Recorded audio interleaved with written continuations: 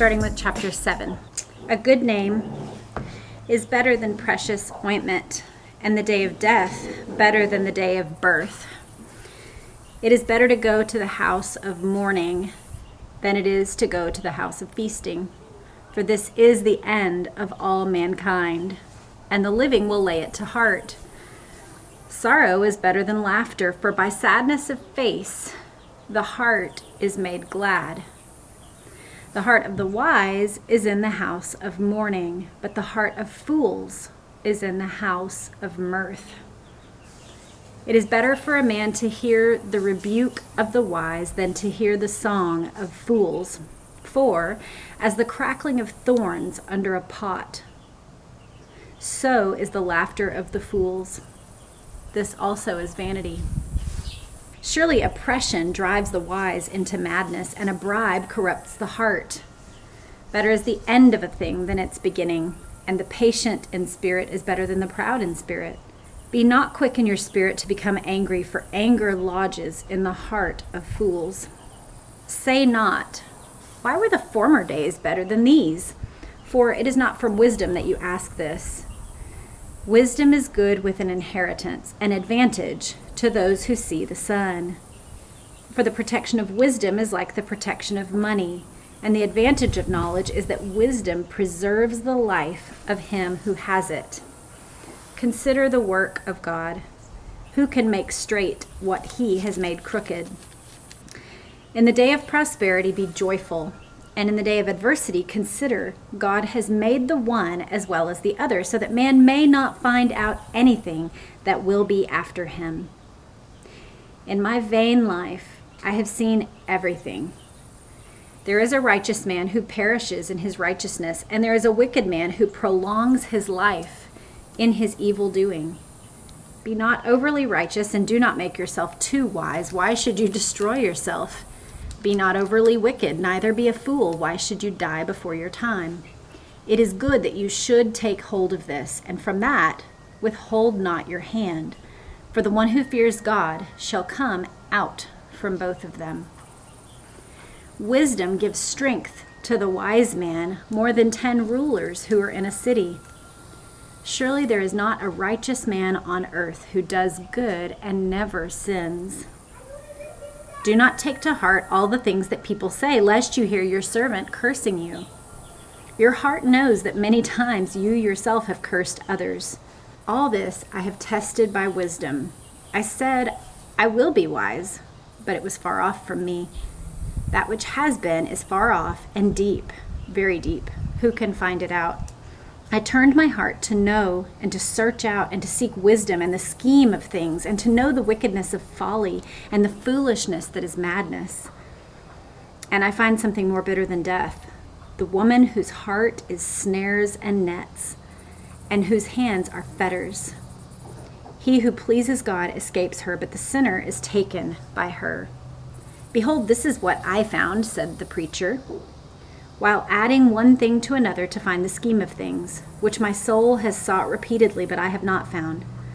One man among 1,000 I have found, but a woman among all these I have not found. See, this alone I have found, that God made man upright, but they have sought out many schemes. Chapter 8.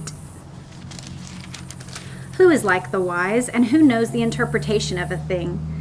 A man's wisdom makes his face shine, and the hardness of his face is changed. I say, keep the king's command because of God's oath to him. Be not hasty to go from his presence. Do not take your stand in an evil cause, for he does whatever he pleases. For the word of the king is supreme, and who may say to him, what are you doing? Whoever keeps a command will know no evil thing, and the wise heart will know the proper time and the just way. For there is a time and a way for everything, although man's trouble lies heavy on him. For he does not know what is to be, for who can tell him how it will be? No man has power to retain the spirit, or power over the day of death. There is no discharge from war, nor will wickedness deliver those who are given to it.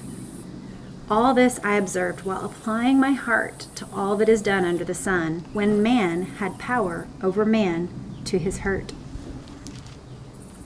Then I saw the wicked buried. They used to go in and out of the holy place and were praised in the city where they had done such things. This also is vanity. Because the sentence against an evil deed is not executed speedily, the heart of the children of man is fully set to do evil. Though a sinner does evil 100 times and prolongs his life, yet I know that it will be well with those who fear God, because they fear before him. But it will not be well with the wicked. Neither will he prolong his days like a shadow, because he does not fear before God.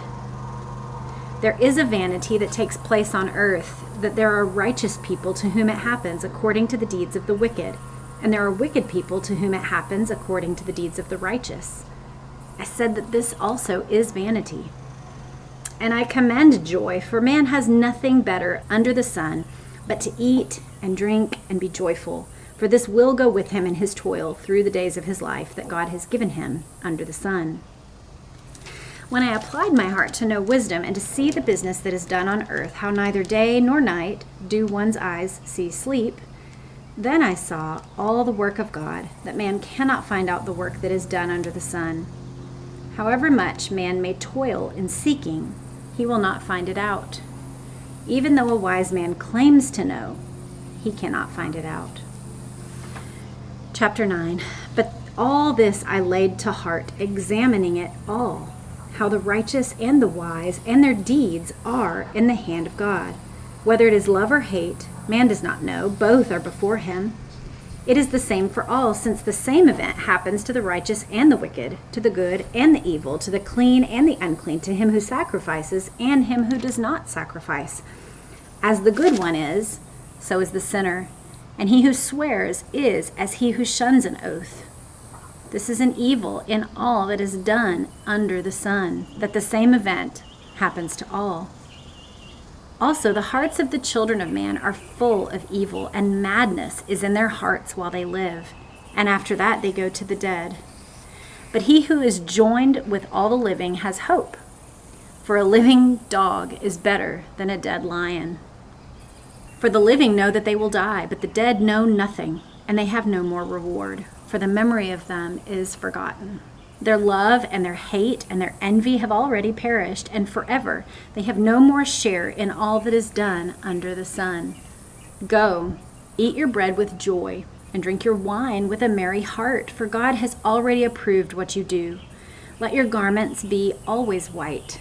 Let not oil be lacking on your head. Enjoy life with the wife whom you love all the days of your vain life that he has given you under the sun, because that is your portion in life and in your toil at which you toil under the sun. Whatever your hand finds to do, do it with all your might, for there is no work or thought or knowledge or wisdom in Sheol to which you are going.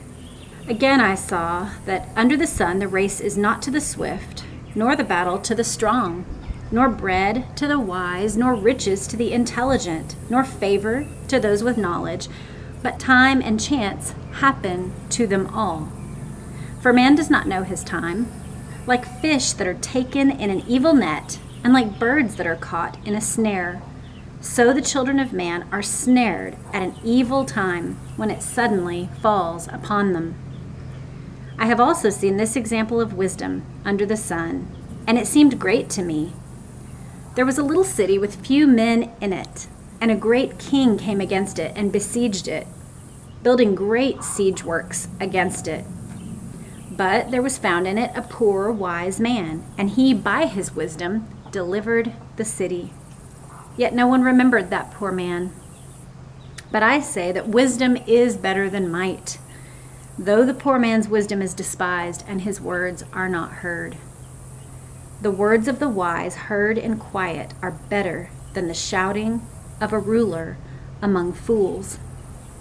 Wisdom is better than weapons of war, but one sinner destroys much good. That's Ecclesiastes 7, 8, and 9. I hope this encourages you. I hope it refreshes you. One thing about Ecclesiastes is it has a really, some people would say pessimistic perspective, but I think it's a very realistic perspective. It tells us what life is like under the sun. And by that, our hearts can actually find a level foundation. So I hope it encourages you just to hear God's word read aloud. Have a good day.